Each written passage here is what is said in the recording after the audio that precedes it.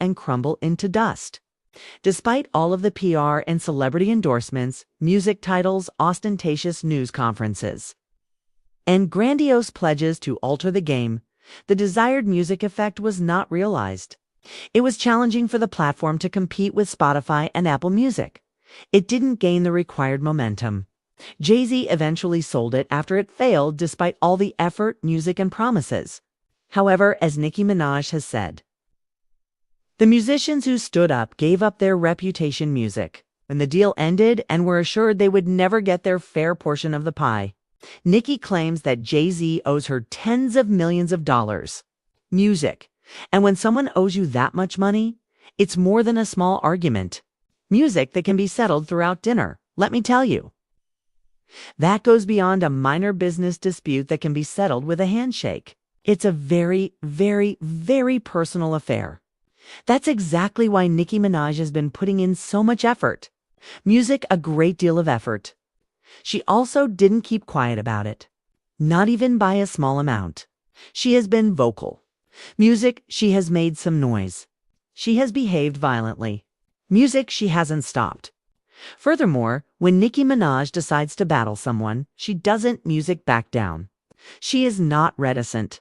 She doesn't hide anything from you throughout a music-long public outburst.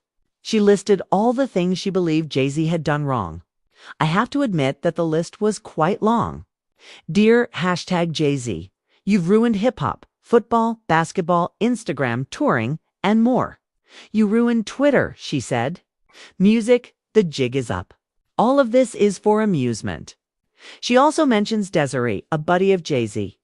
Jay-Z is the head of DOA, so you might as well state that. The Gaza Strip was Jay-Z's aim. Nicki, don't stop. Come on up, you might as well. Give it a little more music. Jay-Z is the justification for processed meals. So there is a lot of music here, she explains. Okay, so the artificial coloring in the confectionery is his fault. What else? Jake is conscious.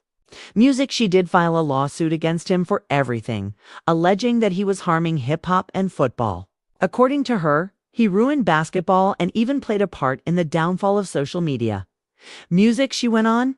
Lil Wayne, who was born and raised in New Orleans, was also criticized by her for not playing at the Super Bowl in his hometown.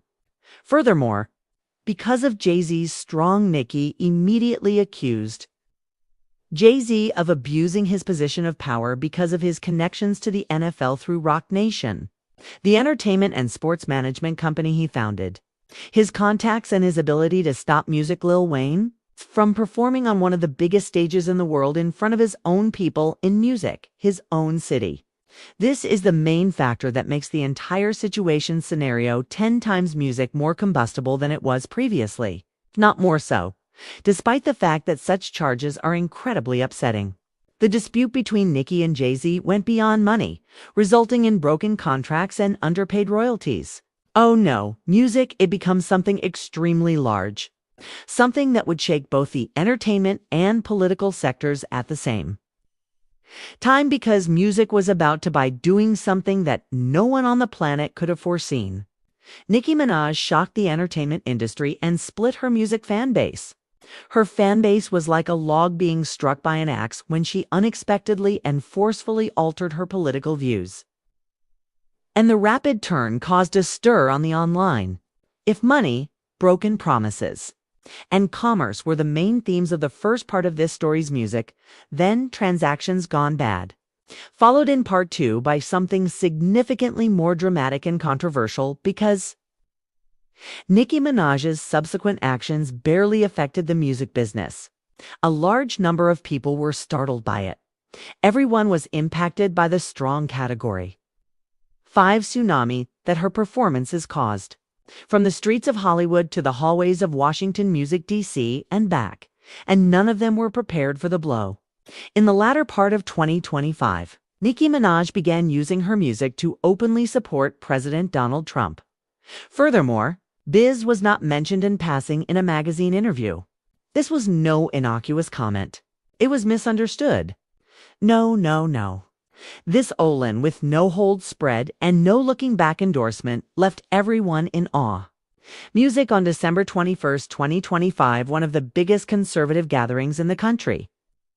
Turning Point USA's annual America Fest convention was where she unexpectedly showed up. She entered the stage in front of hundreds of conservatives and started talking about Christian values, religious freedom, and the importance of Trump and Vice President Jay dance music. She said, "Are excellent examples of how to follow your faith without music worrying about reprisals. Young men," she said as she talked about gender issues, "it's music, all right? Boys be boys." Furthermore, a single lyric in the song outraged her LGBTQ admirers, many of whom felt that being a guy was disrespectful and offensive to transgender experiences. Being a boy is acceptable. What's the song about? Nicki Minaj has a much more significant task to complete. She backed the music president on January 28, 2026, at the Trump Accounts Summit Music hosted by the U.S. Treasury Department in Washington, D.C. She went on stage in front of cameras from every major news network in the country, and the United